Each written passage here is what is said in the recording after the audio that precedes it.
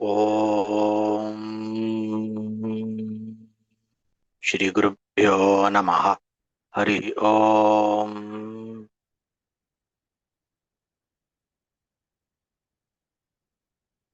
Om Sahana Vavatu Sahana Bhunaktu Saha Vidyankaravavahai Tejasvinavadhitamastu ma Vidvishavahai. Om Shanti Shanti Shanti.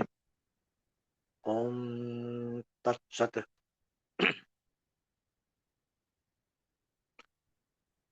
In our ongoing discussions, guided by the text Sadhana Panchakam, we are now dealing with the lines. We are now progressed to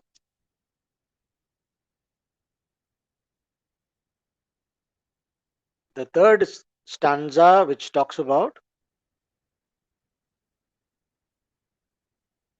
Vakyartascha Vicharyatam Sutishiro Pakshah Samashriyatam Dustarkat Suviramyatam Sutimadaha Tarko Nusandhiyatam. Right? Now, having listened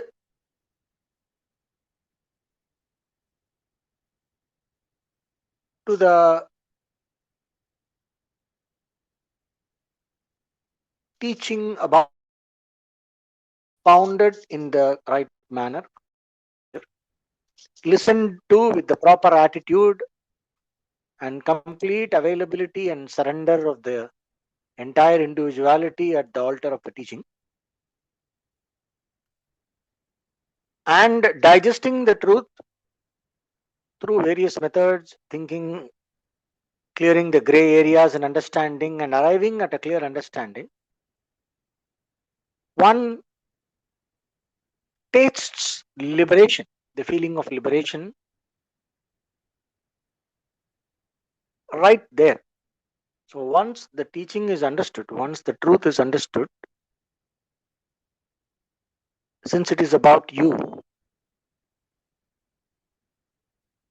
liberation is experienced right there when there is the right understanding of the teaching. Okay. So after that, after understanding, after knowing oneself as Brahman, after freeing oneself from all the wrong ideas and knowing oneself as Brahman, there is nothing that is left to do in this world or any other world. There is no one to do. There is nothing else to do because there is nothing else other than the self. So the state of mind of the one who has understood cannot be discussed, and there is no use of discussing about it. But still, here in sadhana, so having attained the sadhya, which is the self-knowledge, technically speaking, there is no more sadhana left to do for the individual, right? But if we take this sadhana panchakam, it is given for the sadhaka, okay, the one who has not arrived yet, the one who has not become totally free yet in knowledge. The self-knowledge has not taken place. If you are already self-realized, the whole sadhana panchakam is not necessary for you. Sadhana panchakam is necessary only when there is a sadhana, sadhya, and the sadhaka. Okay, only as long as there is a sadhaka, you will have sadhana. But if once the knowledge has taken, when the teaching has done its job, once the knowledge has taken place, there is no sadhaka anymore. So there is nothing to discuss after that. But this text talks about the life after the knowledge. Okay, there are two approaches to this topic. Okay, one approach says, when you listen and you understand right there, you are liberated, finish, period. There is nothing more to discuss. There is another traditional approach which talks about, the lifestyle and the growth in knowledge, the improving nishta, the quality of nishta improving, through the remaining part of the life of the individual, of the jnani, the enlightened person, their knowledge keeps improving, means their commitment to the knowledge keeps improving, the nishta keeps improving, and there are different levels they call as sapta bhumika. Okay, there are different levels of attainment or levels of perfection of knowledge. uh, Sattvapatti, Asam Shakti, Padartha, Abhavani, Turiya, like that, after the knowledge. Okay. There are texts like Jivan Mukti Viveka which discuss about it. So that is accepted by one set of people, and then there is another set of people telling there is nothing to discuss. However, how I would like to treat this topic right now is Sadhana Panchakam being a text that gives the blueprint of the entire path. We should take it as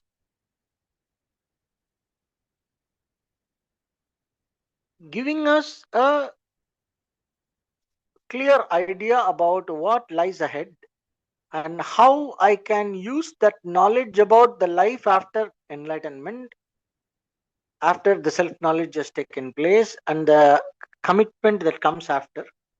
The life of a sannyasi, a vidvat sannyasi, the one who has studied and understood, and then the life after that for that person.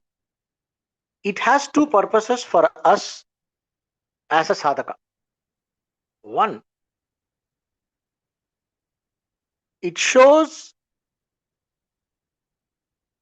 the nature of the lifestyle and the quality of the commitment that is required in order to be firmly established in self knowledge. And two, as a sadhaka, it also trains us to how, gives us an idea about how the masters live and how we should conduct ourselves with the masters. Okay, so when we go in the company of the enlightened person who has renounced and who has also studied and understood, whether the person has understood or not, we never know. If the person has studied properly, we assume that they have understood. If they have the right lifestyle and the right lakshanas, when the right signs about their, their presence and the quietness, the level of sattva and all that is there, we understand. We assume that the person has understood. So, how we are supposed to treat them? What would be the right way to behave with them? What would be the right thing to expect from them, or how to position ourselves when we are in their company, how we can serve them when we are in a context where we can serve a sadhu, how, what we should keep in mind about them while serving, because they are in a way of life that is committed to knowledge, self knowledge. So you don't you don't go there and say, hello Swamiji, so how is life going on, what are your plans, you don't. How we talk with normal people, we don't ask all those things to them, we don't, how are you, this kind of we can say, your health is okay, how is your health and all that, very specific. But we don't ask things like, for example, we don't ask to the sannyasi, the person who has renounced, we don't ask them about their family from before the renunciation. We don't ask these kind of normal worldly questions. We don't encourage discussions in politics and all that. Uh, so there are certain things when we understand. The next two verses are telling us what would be the commitment both in external life and internal life that is required. What should be the characteristics that should be developed both internally and externally, so that the mind becomes firmly established in the knowledge, and all the habitual errors based on samskaras, vasanas, karma, and everything is gradually eliminated by the power of the knowledge. How the self knowledge becomes the central point or the only point of the entire life in every walk of life. So this is called nididhyasana. Shravana, listening to the teacher, understanding while you are listening, committing to the knowledge, surrendering to the truth while listening, all that is included in Shravana listening. Then clearing the gray areas and making that understanding crystal clear without any doubts is Manana, according to the proper use of logic. That is in line with the Shruti, all that we saw. Shravana Manana. Then comes the way of living in complete commitment to that knowledge of oneself as Brahman, both in thought, word, and deed, and lifestyle, everything. In relationship with the society, there is even, what could be the attitude towards the society, it's also discussed there in the next shloka. So, all aspects of life are to be in complete alignment with the commitment for the self knowledge. So, this is called nididhyasana. At every period of time, they say, Vedantaha trishu kaleshu, waking, dream, and sleep, morning, noon, and night. Vedanta is to be practiced in the sense one should stay committed to the knowledge of the Vedanta, revealed by the Vedanta at all periods of time. Now, you cannot take a break from truth. So, it is something like, what you are, you cannot take a break from what you are. What you are is what you are, right? So, the Vedanta is about what you exactly are, not what you think you are, but what you actually are. So, there is no break from that because it is not a work. It does not tire you. It is only freedom. It is freedom and complete in the sense of boundlessness, a sense of boundlessness which reflects as a joyfulness and cheerfulness in the mind. But I cannot call it as infinite bliss because then you will consider, you will think that this person is always in some kind of a high. So it is not high. So I am telling it is a sense of completeness. Okay? If you are complete in yourself in every possible way that you can imagine, how would you behave in the world? How would your body and mind behave? Now that would be nididhyasana. If I want to give a normal terminology and give you a clue. Okay. So Shravana Manana Nididhyasana. Starting from the verse here, it starts with Brahmasmi iti vibhavyatam.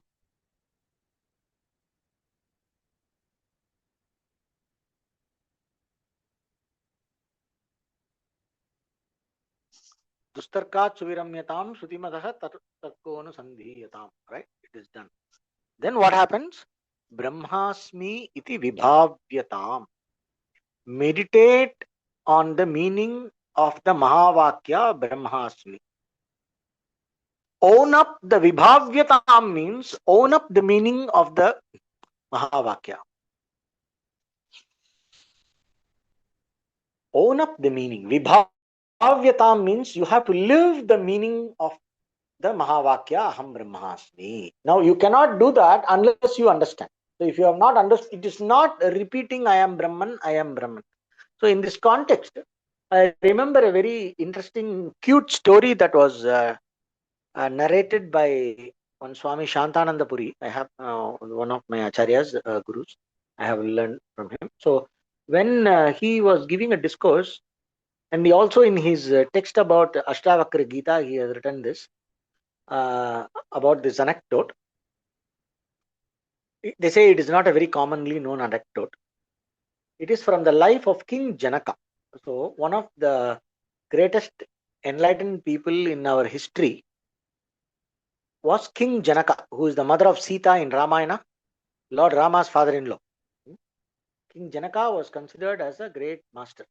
So even sages, rishis used to send people to him to clear doubts in Vedanta and all. So this King Janaka, his guru was Sri Ashtavakra. So this King Janaka was, they say, according to the story, as I heard from that Swamiji, it seems King Janaka was sitting by the banks of the river and doing japa, having a rosary in his hand and repeating Aham Brahmasmi, Aham Brahmasmi, I am Brahman, I am Brahman. I am Brahman. So this sage master Ashtavakra, he came and sat a little like 4 or 5 feet away and started saying loudly. He had this kamandala, this uh, jug. They have a specific kind of a jug. It's called kamandal. Hmm? The jug of water, and he had a staff danda, a stick, a walking stick. So he said, "This is my kamandala. This is my danda. This is my water bowl. This is my walking stick. This is my water bowl. This is my walking stick." He started chanting very loudly. And Janaka said he got a little irritated and then looked at him. He said, "Okay, he looks like some old Brahmin. He looks like some rishi or something. So I don't want to mess with him." Because you know what happens when you mess with rishis? They have this water in the bowl. That water bowl they have inside in that water pot. They have this water with with incantation. That purified water that is purified and enchanted with mantra and all that. They have that water. So they take this water in the hand and they will do some incantation and they can curse you. They throw the water on you and make a curse, and then you are finished. That's how it comes in all these old movies about Puranic movies we have seen as a kid. This Ramayana and other movies where there is always one master yogi doing tapasya under a tree, and then somebody goes and does some mischief or disturbs them. They get angry, and in the movie, the rishi's face will become red with anger. Then he will take this here. I am cursing you to become a snake, and then he will sprinkle that water, and then the character in the movie will become a snake and run away. So there are movies like this. So we have been hearing stories like this. So I'm sure it's King Janaka must also have heard. So nobody wants to mess with a rishi with a kamandala and a danda. No, the rishi with a water bowl and walking stick. Nobody wants to mess with him because everybody is scared they will pronounce a curse or something. So he tolerated for some time, but this Swami Ashtavakra, he saw that Janaka is not changing his ways. So he started shouting even more louder. This is my water spot. This is my walking stick. Loud, very loud. So then he said and went there, touched his feet and said, "Master, please, nobody is denying that this is your water pot and this is your walking stick. Why are you shouting?" And then Ashtavakra told him, "Oh, great king, nobody is denying that you are Brahman. Why are you shouting? Continuously repeating, I am Brahman, I am Brahman, for what? Did anybody tell you are not Brahman? Then why are you repeating?" And then it suddenly dawned on him. Then he fell at his feet and then asked for the teaching.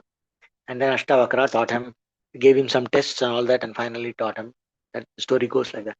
So, Aham Brahmasmi iti vibhavyatam.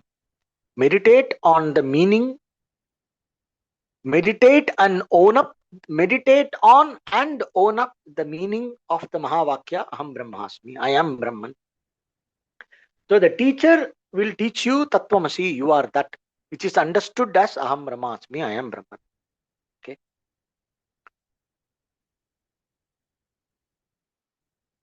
It is dwelling upon the beauty of this meaning, dwelling upon the beauty of this meaning and owning up that sense of I, which means the sense of I is not encouraged to emerge in any particular entity, any particular limited construct, context,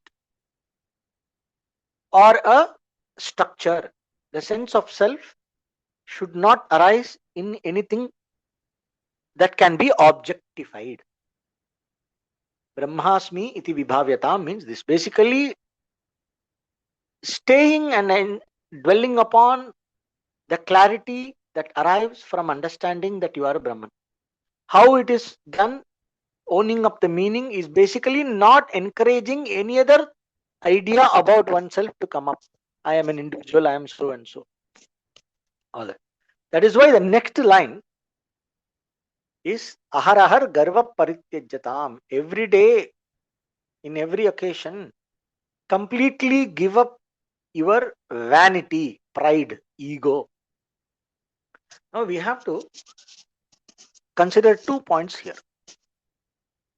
When you say I am Brahman, meditating on the truth I am Brahman, 2 things. You are not trying to arrive at some kind of a cosmic consciousness and all that. It's very important to understand that. It is totally a process of being established in and appreciating the meaning. It is about you. I'll give a small example, a comparable example, like how it works, in which level of the mind it works. So somebody calls you by name. So let's say your name, you think of your name and somebody calls you by the name, and immediately from very deep inside the response comes, yes, so like somebody called me. Somebody pronounces your name, immediately you feel me comes, right? So I am so and so is an idea that is very deeply embedded in you, in your psyche. The sense of self awakens with respect to this name. When somebody pronounces your name, the sense of self immediately awakens with respect to that. See how deep it comes. Now this I am so and so, or your identity that pops up when you are in any context, in any social context, etc. Somebody asks you, who are you? Immediately you say who you are. That identity is created. Somebody calls your name, immediately that sense of self comes associated with that name. That association has happened. It has happened through training, through abhyasa. But it is false. The false truth about, the false idea about yourself requires a repetition, abhyasa. You have been responding to this name with the sense of self continuously for years and years. And as a child, you have formed that idea, identity has been hardwired, they say, right? So this identity of oneself through the name, through the body, through the image, through the social roles, etc., has been created through abhyasa or repetition. So it is going to assert itself. But truly what you are as the Sachidananda Brahman, you, the pure consciousness, need not be repeated. It has to be understood. When you understand, it instantly snaps that wrong identity that you have created. It is not that your false identity that you have been using, let us call it as the functional identity. Your false identity is when you are identified with the name and the roles and all that, with your individuality. But once you know what you are, it becomes a functional individuality. It is not you. Right now you think you are this and that, right? So once you understand what you are not going to think you are this and that. You know what you are.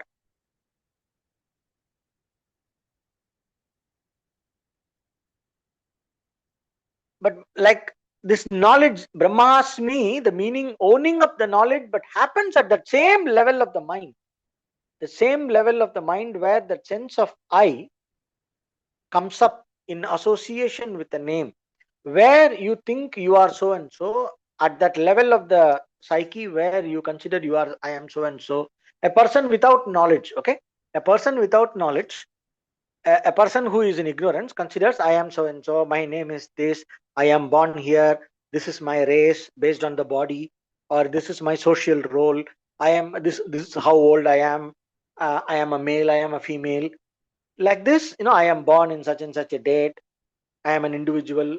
All this one thinks about oneself, right? At a certain level of the mind, at a certain level of the consciousness, at the level of psyche. At that level, you will know you are not so and so, you are not this individual, you are not what you thought yourself to be all this time, you are not this person, you are not born, you are not dead, you are not the one who is awake from the one who wakes up from sleep, goes back to sleep, goes into the dream, and then again wakes up again. This is not you. I am not the body, I am not the mind, I am not this individuality, I am not the doer or the enjoyer.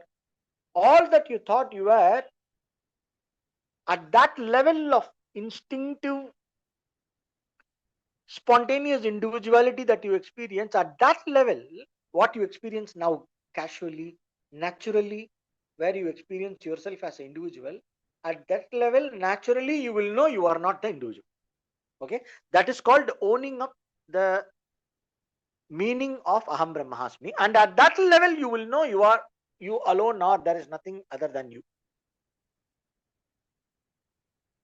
Whatever appears, this experience of multiplicity is just an appearance, and what exists is only you.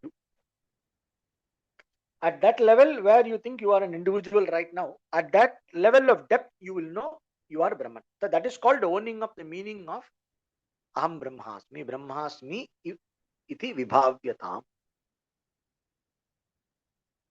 Now there is this Neo Advaita, okay, where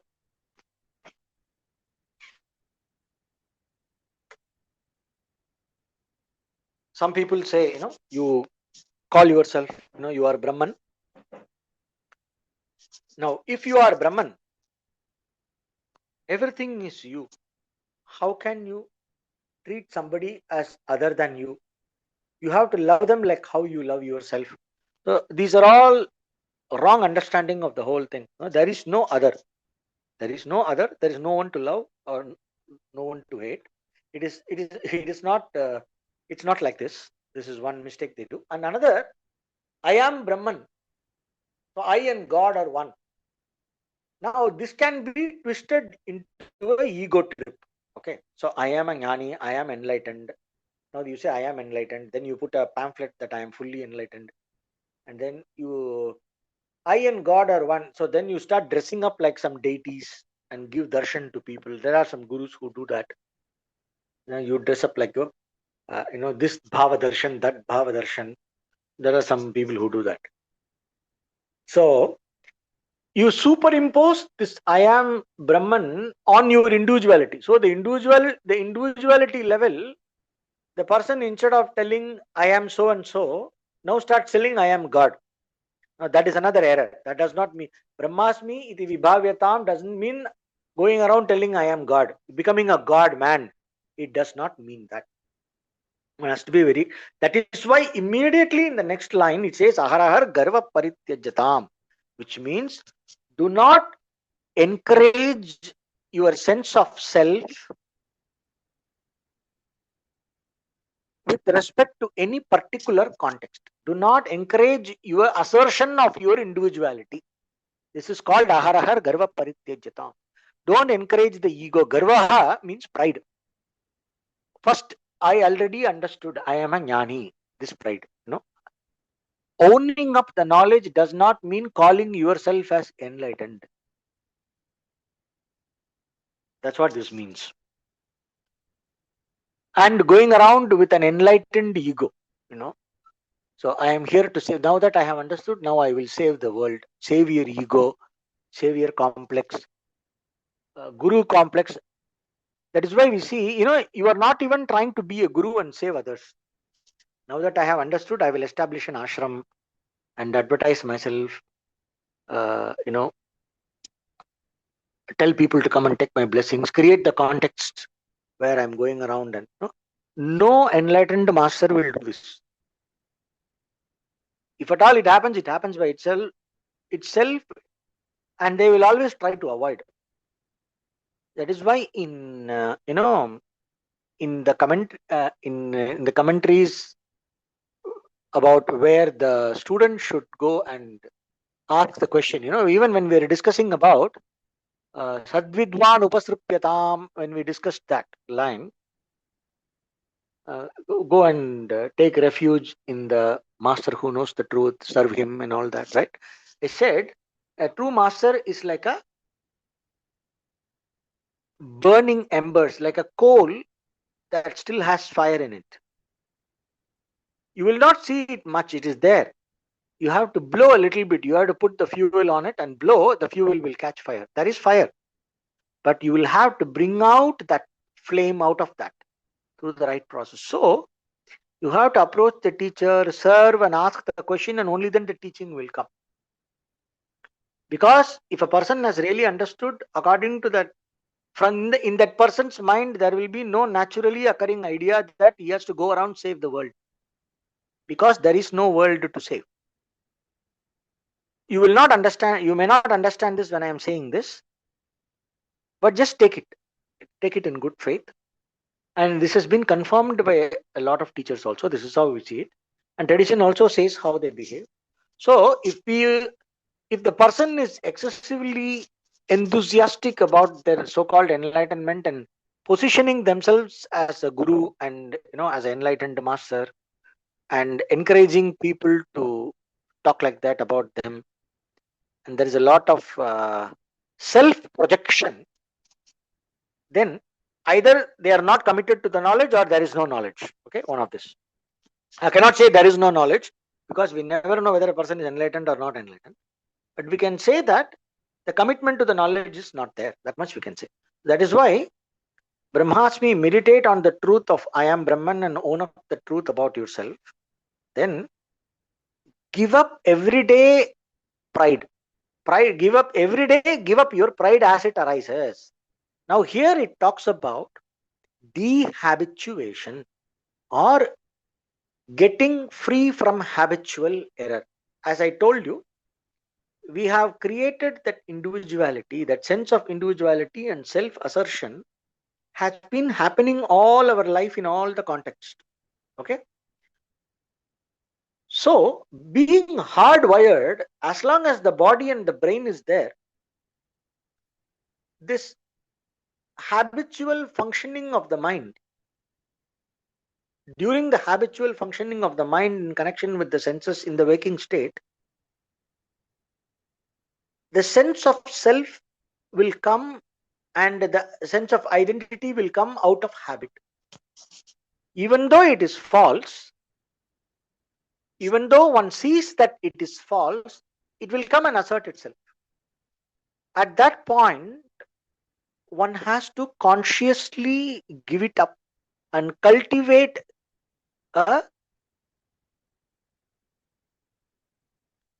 calm and a sattvic kind of a nature with respect to the self identity and the ego. So do not assert your superiority, do not assert your purity, do not assert your your special identity or something. So don't expect to be special in any situation, right? And do not crave for recognition. That is also what does it mean? Ahar ahar garva parityajatam. Basically they talk about the attitude that I am a jnani, I know the truth. Basically it is talking about that. But it also means that in every situation where your individuality asserts itself, bring it down. Bring it down. Pride asserts itself, bring it down. Do not operate from pride. Do not encourage pride even when it comes up. You may say pride is a quality of the mind. Lack of pride is also the quality of the mind. Okay. Technically speaking, for jnani, pride is quality of the mind. Lack of pride is quality of the mind. Neither matters. So pride is false. Humility is also false. Humility belongs to the mind. Pride belongs to the mind. The true self is neither humble nor proud. The true self is neither good nor bad. The true self is neither bound nor liberated. So all this talk does not apply to the Atma, to the real you. Even though one has understood oneself, Acharya here says, Aharahar Garva Parityajatam. Why? Because whenever there is a out of habitual error and conditioning of the mind and the brain and the hardwiring, whenever there is assertion of individuality, give it up. Do not encourage it. Completely give it up. It is not necessary at all. So now this advice is for sannyasis. The whole process is now what we are talking since the time of uh, Dridataram karmasu santyajyatam, give up karma entirely, right? From that line onwards, sannyasa starts. So this is applying to a sannyasi. Now, how does it mean? What does it mean in practice for a normal person? Aharahar garva parityajyatam. Now, in Bhagavad Gita, there is a question. Arjuna asks Krishna, how does an enlightened person talk? How does it walk? How does he behave and all that? Yeah? Sita prajna cha kya bhasha, all that. Then there is a lot of explanation given for that. So what we say is, whenever there is a talk about the nature of an enlightened person, or whenever there is a talk about the way of life and the commitment of a person who is devoted to knowledge, or about a sannyasi, what does it mean for the lay people, for the common people who are not sannyasi, who are not completely renounced, but who are devoted to the purpose, who are devoted to moksha, who are devoted to knowledge, who are in an active, who might be in an active lifestyle, right? Who might have to do a few practical things, practical functionality is required, right? So how do we take? So we take. How do we take, or how do we take inspiration from this, and how do we understand it in practice for our purpose? That is how we have to see. So starting from Brahmasmi iti vibhavyatam, whatever comes henceforth, it's about the life of a sannyasi who is probably a Jivan Mukta. Okay. Or a growth of a jnani, the maturing of the understanding, maturing of the commitment to the understanding, maturing of the mind in its commitment to the understanding. That's what it means, the rest. And the entire lifestyle that is connected with that, which is in the context of complete renunciation. Now, when we are discussing about this in our Nishta class, we are going to discuss it in a way that how is it relevant for us who are not in that entire lifestyle, but we are going to take inspiration from that in a way that it helps us to abide in self knowledge. It helps us to bridge the gap between the teaching and the way we practically are. Okay. How to help us be more committed to the spirit of the teaching. That's what we are going to try now. So aharahar garva pratityajatam has been given even for a sannyasi, right? So now what does it mean in our practical life? Our practical life is ruled by dharma, that we have discussed in so many contexts. Okay? Ruled by dharma, the objectively valid standard of what is relevant, what is not relevant, what is appropriate, what is not appropriate. Dharma. Okay? Right and wrong, ethics, and all that. So every situation that we encounter, we take it as a will of God, Ishvara Prasada. Okay, we take it as a blessing from God, Ishvara Prasada, or as part of the collective will. And in every context, we can always give more importance to the dharma of the context and not importance to, we don't have to give importance to what recognition we get, or what respect and other things we get in a personal way. So we might have to ensure, for example, if you are a school teacher, if you are going and teaching in a school, the students have to show respect in behavior because it is part of the dharma of the teacher's role.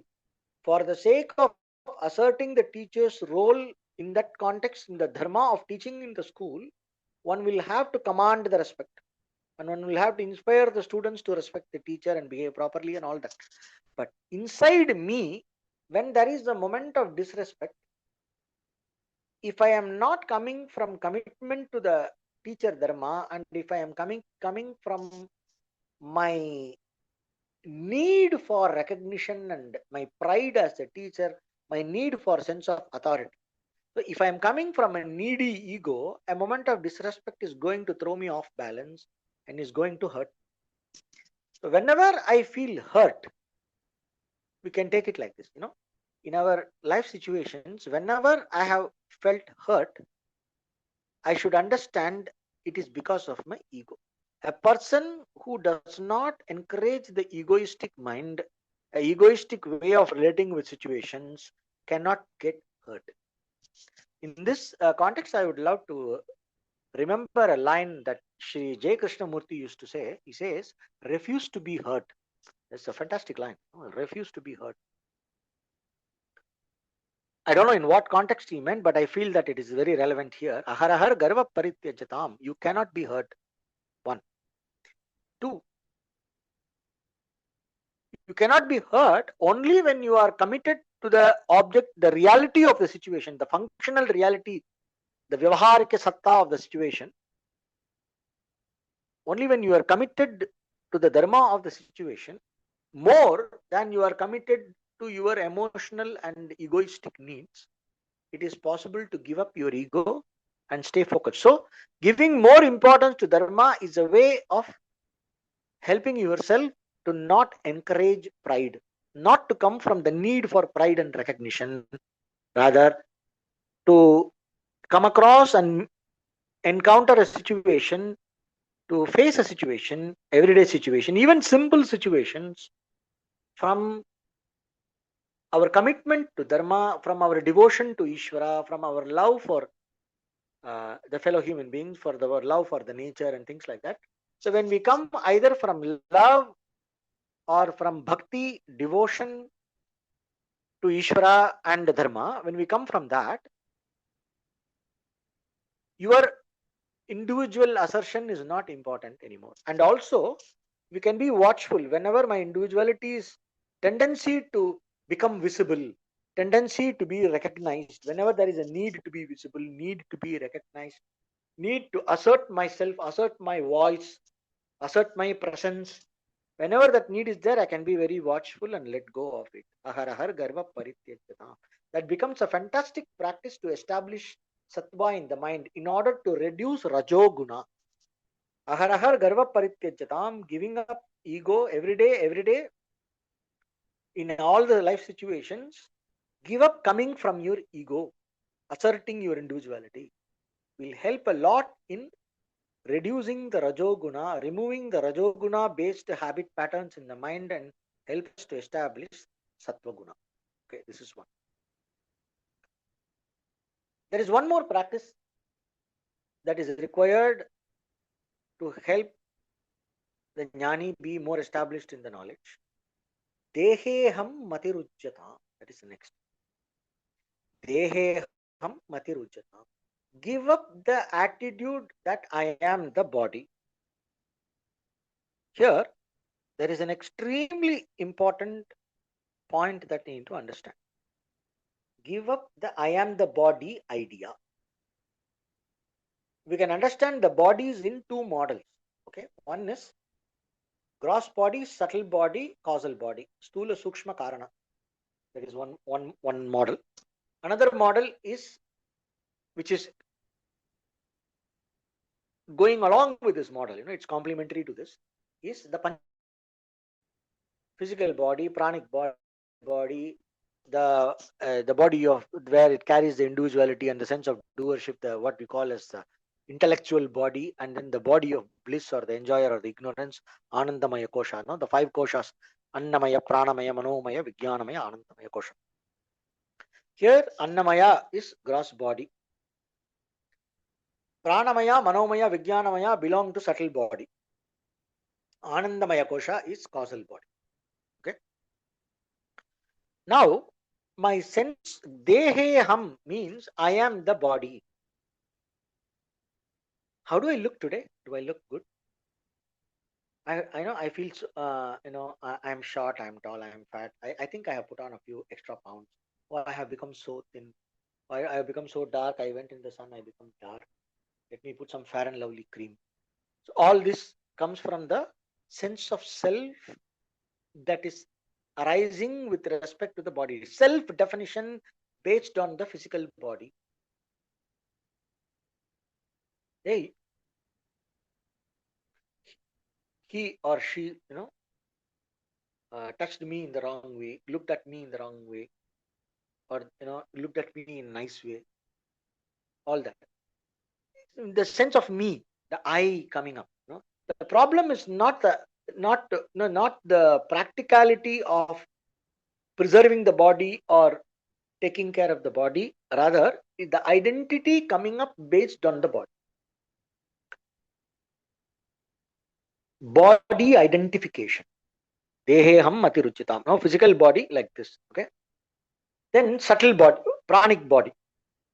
I am hungry. I am thirsty. I am weak. I am strong.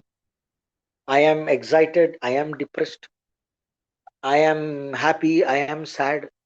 I know this. I don't know this. I am so knowledgeable. I am so ignorant. No, I am so intelligent. I am so dull. All I am happy. I am sad. I am very needy or I am very satisfied. Like this, every moment of the day, we see ourselves only in terms of the various experiences that this body and mind go through. So, giving up I am the body idea to always discriminate the sense of self as separate from, always to exercise this discrimination of on the separateness between the sense of self and the identity that arises with reference to the body and mind. Deheham matiruchitam. So do not encourage your sense of self that is based on the body and mind. You are not what you think you are. Just remember this line. I have already told this a few times. You are not what you think you are. Deheham matiruchitam. I always think about myself in terms of some quality of the body or some quality of the mind. I always think of myself as the experiencer. So I have to give up this tendency because I already have the knowledge. In this context of sadhana panchakam, the person already has the knowledge, so he can give up that sense of self. But here, what I can do for us as a sadhaka, before the knowledge, how this can be practically applied is, I have this knowledge that, the body is constantly changing, but I am always the same. So I can apply this discrimination. So I am something other than the body. We can sit and think about it. We can sit and think about, yesterday I was happy, today I am not so happy. Some 3-4 days back I was very, very sad. Some other day I was extremely happy. So these things come and go, and I am always watching them. I am witnessing them. So I am not these experiences of the mind. You have to sit and think about it. We never think about it. Any experience that comes, any sense of self that arises, we immediately go with it and start acting on it. Instead, we can develop the habit of sitting and thinking about how my sense of self, how I am not the body, how I am not the mind, how I am not this individual whom I tend to think I am myself as, how I am not all these roles that I play in my life, how I am not defined by how I experience different situations, how different situations affect me, how the body affects me, how I feel affected by different situations that keep changing. I am also aware of that. How I am not defined by that. How I am not defined by the waking state, dream, or sleep. How my sense of self is qualitatively distinct from the waking state person, the dreaming person, and the sleep person. How I am something. I can think about all this with the light of the teaching. Right? So this is a certain kind of a contemplation that we develop to challenge that habit of the sense of self-definition that arises with reference to the body and the mind and the life experiences. This also points to one more very important thing. It is not about going beyond body consciousness. This is another huge headache in yoga derived Vedanta teaching. Okay, it's called Yoga Vedanta. It's always talking about altered states of consciousness. Here, give up the sense of I am the body is not talking about an altered state of consciousness where you are not aware of the body, where you are not having body consciousness at all. It is not talking about that. No, you have these examples from the tradition, the stories about great Mahatmas, like Sri Sadashiva Brahmendra. There is a story. He was walking, he was Avaduta. Avaduta is the highest order of monkhood, where they don't even wear clothes. They go roam around naked. That's how it was. India was a free country. Now, after the British and the Mughals and everything, it's all a mess. But a sannyasi could just walk around, go around naked. It was completely okay. They commanded the highest kind of respect in the Hindu society. Avaduta sannyasi. They were just going naked. So at that time, there was Islam in this country. So there was this Nawab, one Muslim guy. So he got annoyed. So he told his soldier to go and chop off his hand. So he's going like that, so unconscious, just walking around. So he went and used his sword and chopped his arm. The arm is chopped, the blood is flowing. He just kept walking with absolutely no reaction to it, and he got completely because even though he's a Muslim ruler, he has been in India. He knows about the culture here, and they also have some respect for fakir and all that. Every religious tradition has respect for masters. They just lose their head at some point of time. But so he understood like something. He's not a normal person. Then he went and fell at his feet and asked for forgiveness. Please, no, I made a mistake. I didn't understand. He said no problem, and he offered the hand. This master took the hand, put it back under his shoulder, and the hand got attached, and he kept walking. Now, this is a very inspiring story, but this is also a very misleading story, expecting everybody who has understood to be without body consciousness. It is not expected. Sri Sadashiva Brahmendra was a master yogi, and he had been practicing various kinds of samadhi. He has mastered samadhi, and he had some powers. So this is called as Dharma Mega Samadhi. Ritambhara Tatra Pragyan. There are some Yoga Sutras talking about it. It's called Dharma Mega Samadhi. And because of some residual prarabdha in that person's life, we say that it is Ishvara, the divine supreme, enacts these dramas, these plays, in order to inspire the world through these masters. It is the divine mind that works through these masters and makes this play and all that. It is not a conscious thing for him to go around show off his samadhi and powers. He could have simply walked around with a chopped hand or fall down and dead. It does not say anything about that person's enlightenment either way. Okay.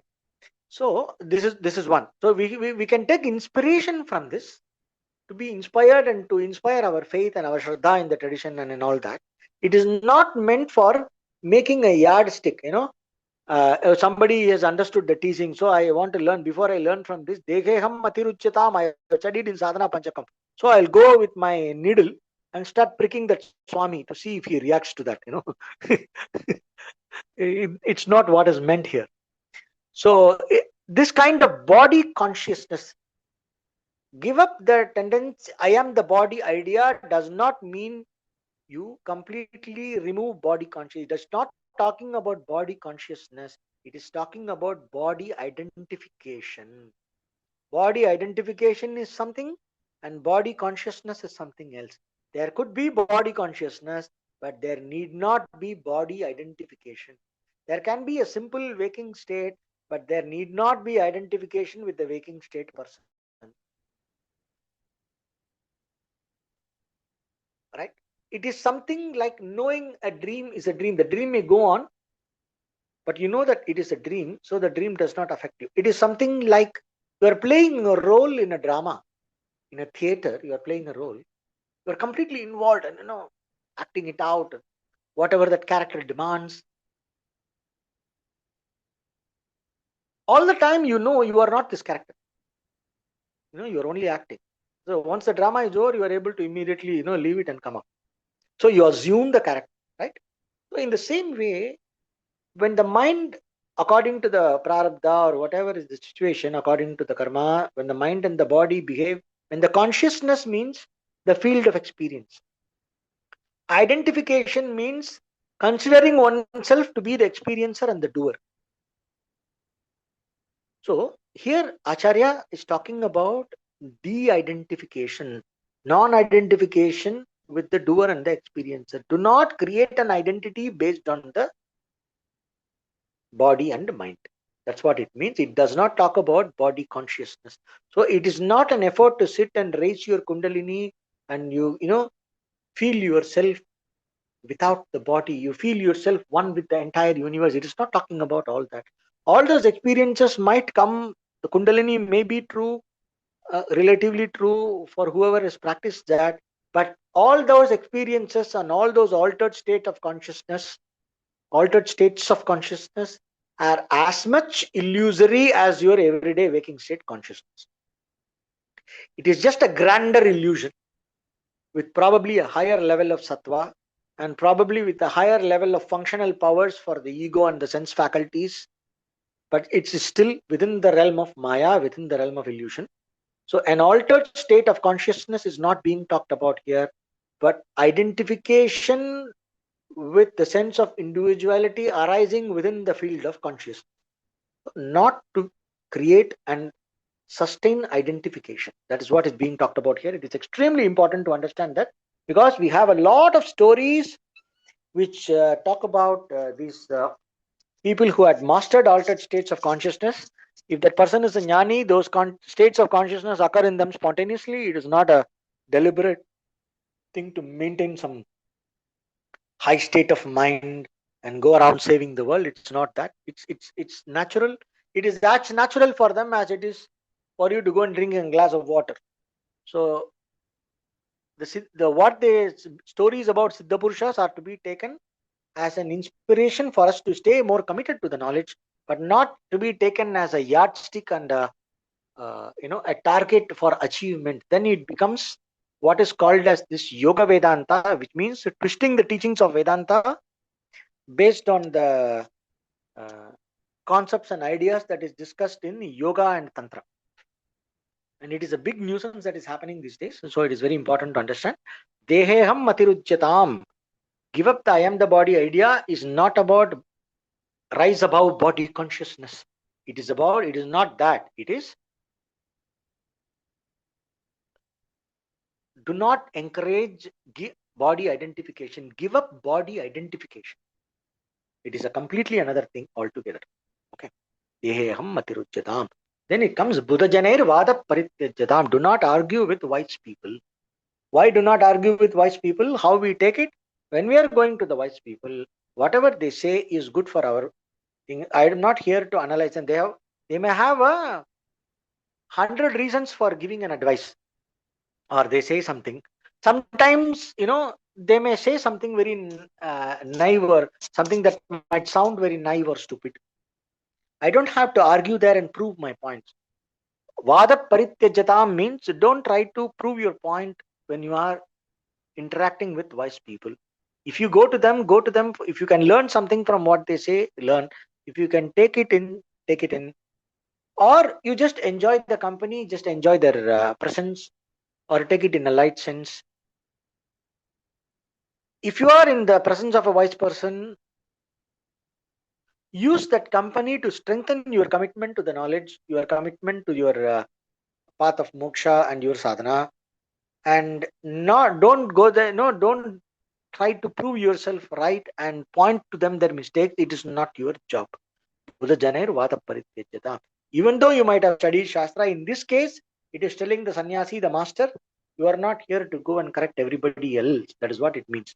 Even when another person is wise, you are not there to say who is a better scholar in Vedanta, you or me. So I have studied Brihat Prasthanatraya. You have studied only Prasthanatraya. You have not studied that Tika, this Vivarana, this Bhashyam. So, the scholarly challenging and all that is to be given up completely. It is not healthy if you want to completely devote your mind and buddhi completely devote and surrender and be absorbed in the knowledge. If you want complete nishta in self knowledge, give up unnecessary arguments. If there is a vidvat sadas, if there is a proper context, there are proper contexts where one is encouraged to discuss the shastra and arguments. It's called samvada, vada, and all that. If there is a proper context and when there is a proper reason and when there is a role to play in that context, then this person may do. Otherwise, no. So you may say, then we have seen Swamiji's discussing, arguing and all that. So it is talking about the right context and the right attitude. With the right context and the right attitude, discussions on the Shastra is encouraged, while arguing for the sake of arguing in winning and proving one's point is not encouraged, especially when you are in the presence of the wise people. If at all you can, uh, stop asserting yourself and allow their holiness and their presence to penetrate and their wise words to guide you in any way, let it guide you. Otherwise, just shut up, listen, pay your respects and move on. That's what it means. Buddha Janair Vada Parityajyatam. So here, I have a question. Why is that so? I don't know what it means. Why is that so? Is for what? Can you elaborate, please? There is a WhatsApp message. One day we will be feeling very enthusiastic, other day it is very lethargic, and we don't have that sort of mind to do anything. It's just to simply. That is the right. See, that is because of the conditioning of the mind and the habit patterns that we have. In so many levels, it is to be addressed. So that is the topic of yoga. So that is not the topic of that we are discussing right now. I will definitely address this. Why it is? Because we don't have control over the prana. We don't have control over the ways of the mind. If we develop shamadhi shatka sampati, what we discussed about shantyadik parichiyatam, it comes a few verses before. So when we develop all those qualities, shamadama, uparama, and all that, then this oscillation of the mind becomes very minimal. Patanjali talks about the concept of kleshas, how we have this reinforced habit, reinforced likes and dislikes, plus Ayurveda's tridosha imbalance, all put together. Our mind experiences this, and this kind of oscillation and instability of the mind has to be dealt with using the right methods, right medicines, right practices, etc. And it's an entirely different topic altogether, and we will definitely discuss that. So we have discussed this aspect many times in many classes. Yeah. So thank you for the question.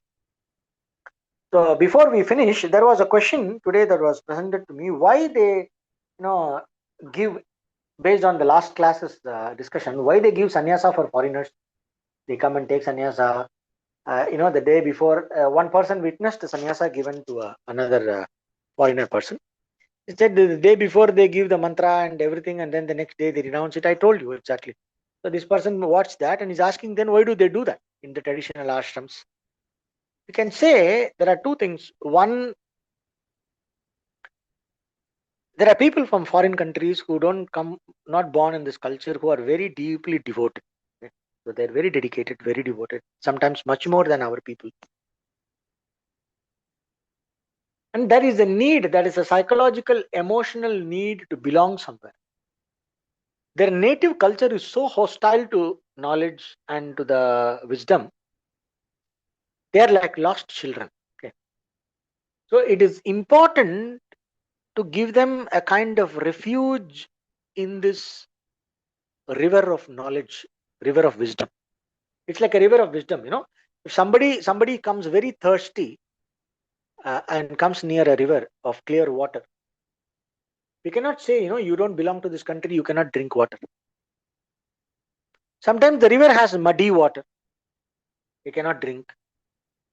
They may have some allergies or something. We can say, okay, please take the water, boil and drink, or clarify the water, filter it and drink, like that, right? Or we cannot say, you cannot come here because this is not your river. A thirsty person comes, we give them water, right? So in the same way, these people have a huge thirst for knowledge and they're very devoted, many of them. So they need a refuge. They need a refuge. So probably these our masters here, the sannyasis, the swamis, big swamis, they might have realized this and they are full of compassion. They said, okay, what is the big deal? No, let us help them go through the path. They have to go through the Upanayana and all that before, because in the sannyasa ritual there is renouncing of the thread. So they make some compromises here and there in order to accommodate them. But these masters come from a traditional background. This is all they know. So they are trying to adapt the ritual for their sake. Personally, I don't agree with that. We can find different ways of giving refuge to them. We can have a samskara, a kind of a samskara that is meant for foreigners, and a kind of a sannyasa that is meant for them, where they are also given refuge, and at the same time we don't insult the Veda. This is my opinion, personal opinion.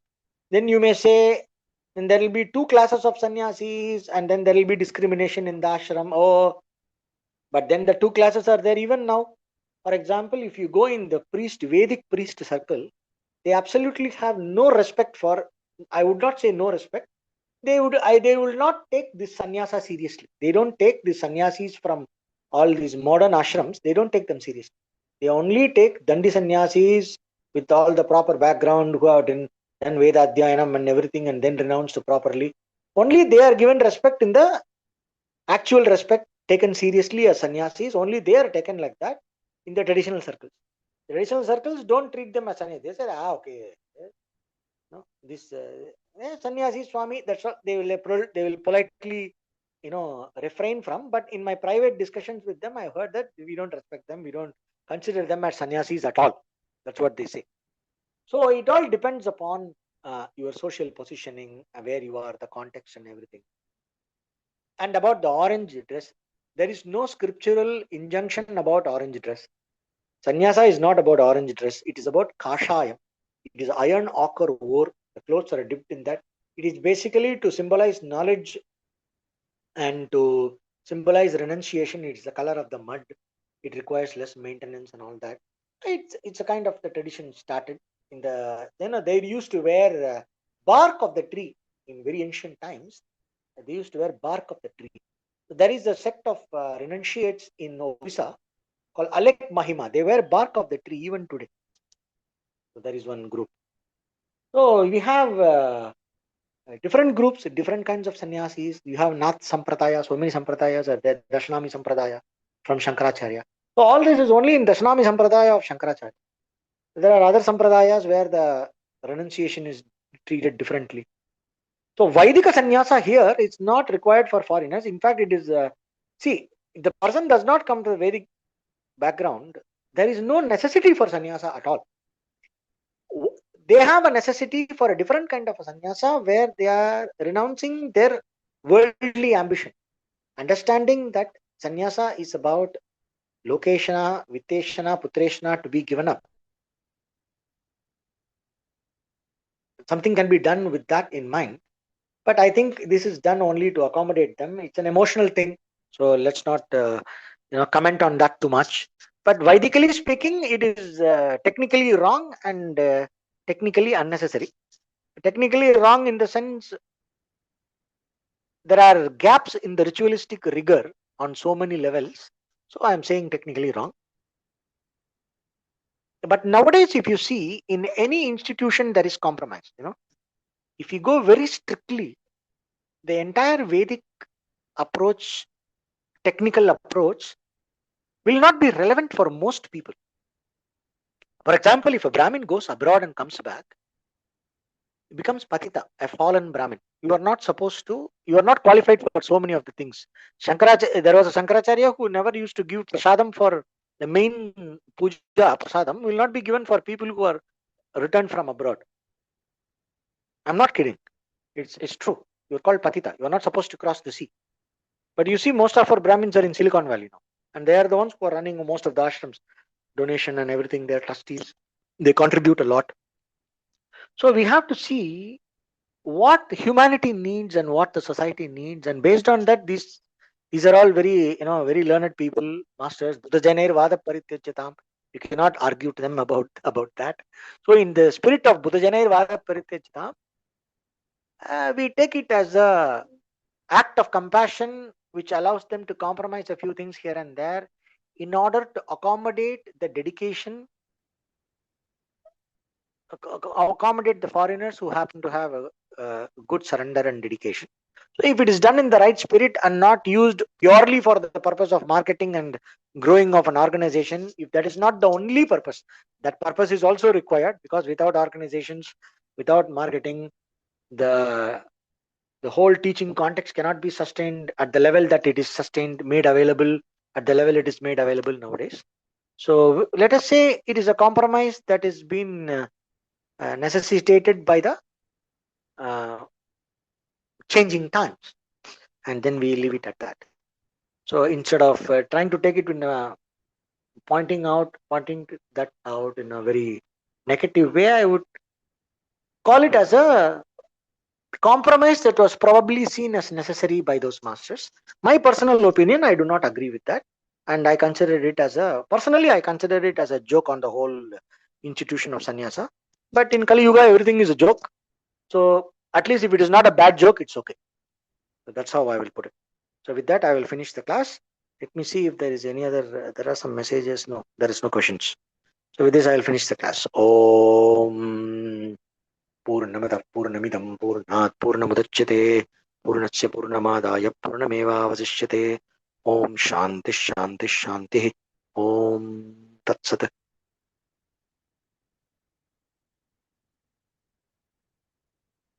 Thank you.